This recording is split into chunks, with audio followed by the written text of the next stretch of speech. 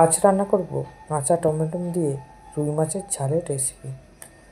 প্রথমে মাছগুলোকে ভালো করে ধুয়ে পরিষ্কার করে নিয়ে লবণ হলুদ মাখিয়ে নিয়ে মাছগুলো ভেজে নেব।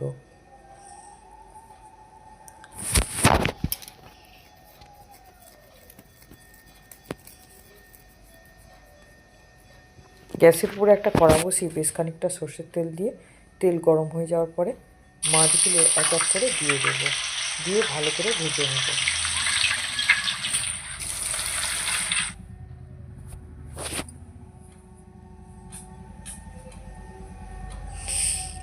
মাছ ভাজা হয়ে গেছে, এক পিঠ উল্টে দেব, বেশ কড়া করে ভেজে নেব।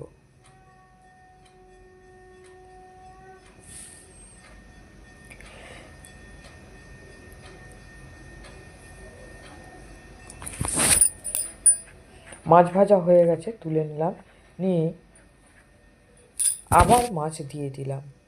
এরপরে মাছ ভাজা হয়ে যাওয়ার পরে 3টে বড় বড় সাইজের পেঁয়াজ কুচিয়ে নিয়েছি, 4টে কাঁচা লঙ্কা, ওই তেলের মধ্যে কালো জিরের ফোড়ন দিয়ে 1 চামচ কালো জিরের ফোড়ন দিয়ে দেব পেঁয়াজ কাঁচা লঙ্কা।